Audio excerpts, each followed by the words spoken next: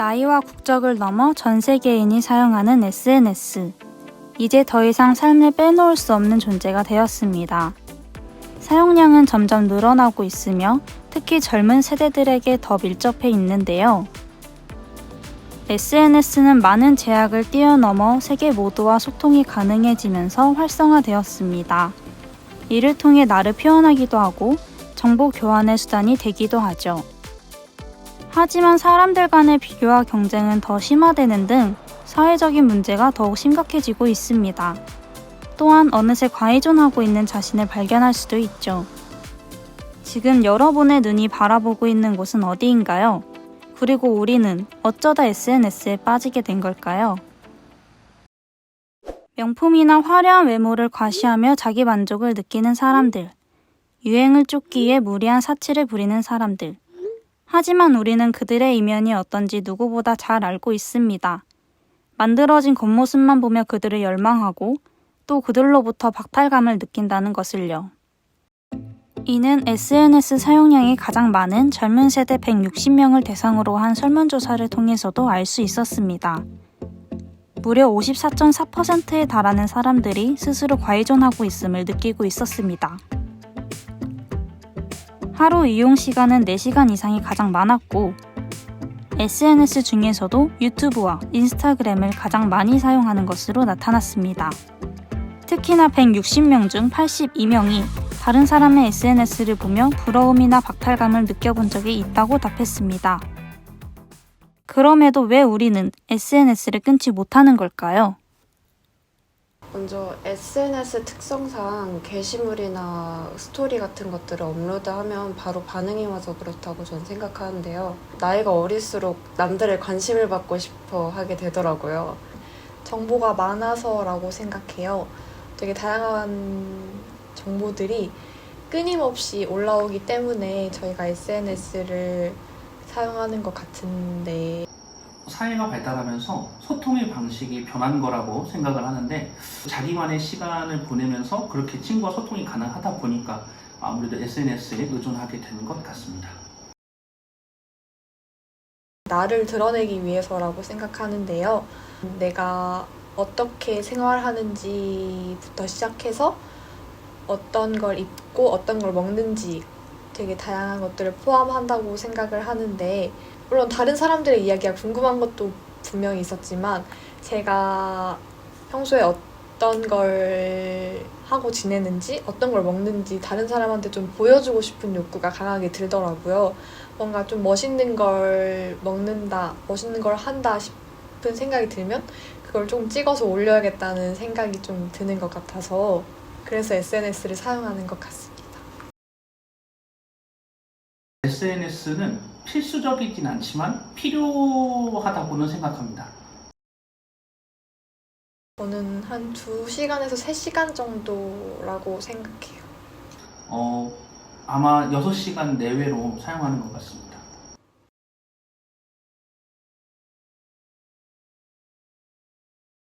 5시간 23분 나와요. 제 예상보다 조금 더 많이 나오는 것 같습니다. 저는 얼마 전에 봤었는데 대략 5시간 정도 되더라고요.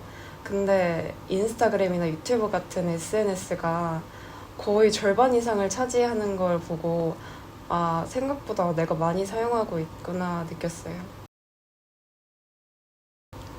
저는 사실 해결 방안은 없다고 생각합니다.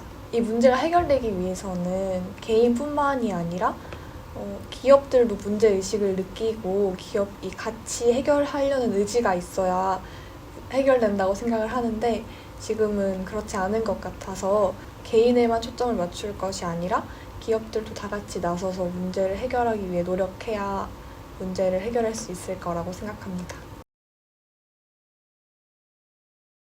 요즘에 서포터즈 같은 대외 활동을 지원하려면 SNS 계정을 기입해야 하고 SNS 팔로우 수를 보고 뽑는 데가 많거든요. 심지어는 회사에 지원할 때도 이력서에 SNS 계정을 기입하라고 하는 곳이 많아서 취업을 위해서는 SNS 계정도 이제 관리해야 하는 때거든요. 그래서 요즘에는 SNS 관리법 같은 내용을 담은 책 같은 것도 많이 나온다고 알고 있어요. 이와 같이 국내외의 여러 기업들은 SNS로 기업 혹은 제품 홍보를 유도함으로써 계속 이용하게 만듭니다. 인플루언서를 통해 광고를 시키고 우리는 정보를 얻기 위해 SNS를 할 수밖에 없죠.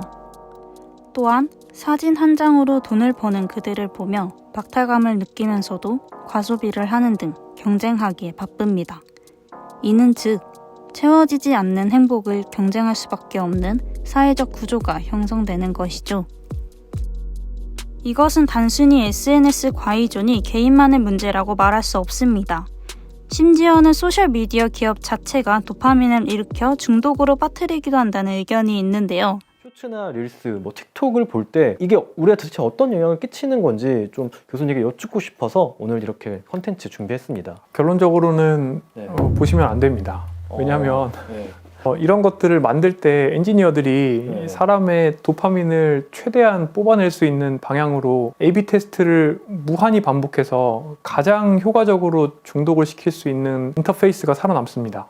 그리고 그 인터페이스들이 또 경쟁을 거듭합니다. 예를 들어서 넷플릭스보다 유튜브가 더 짧고 자극적인 게 많았고, 그리고 유튜브보다 틱톡이 훨씬 더 짧고 자극적인 게 많았고, 이제 그 틱톡이 이제 올라오니까 유튜브는 이제 쇼츠를 만들고 이제 인스타그램은 릴스를 만들었다고 해요. 우리가 사용하는 페이스북이나 이런 SNS 어플리케이션은 무수히 회사들이 A/B 테스트를 반복을 해서 그러니까 어떻게 하면 사람들이 더 오래 체류를 하게 만들고 또 광고를 보게 만들기 위해서 계속 이제 R&D를 하는 거죠. 그리고 이런 R&D를 하기 위한 또 심리학 하는 박사님들, 또 엔지니어들이 이제 또 같이 일을 하고 계시기 때문에 일반인은 당해낼 재간이 없는 거죠.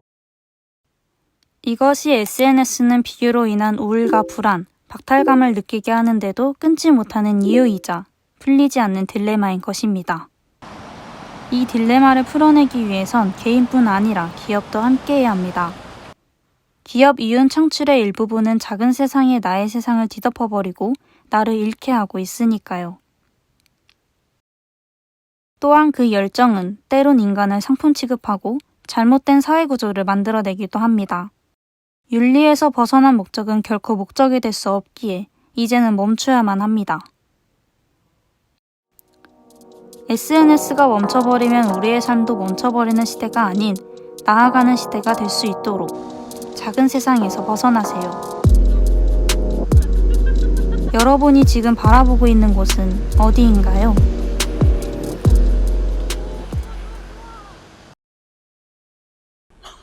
Technology today is integral to almost all aspects of our lives. And most of the time, it's a force for good.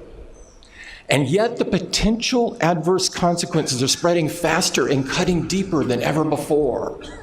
Threats to our security, threats to our privacy, fake news, and social media that becomes antisocial. Sometimes the very technology that is meant to connect us divides us.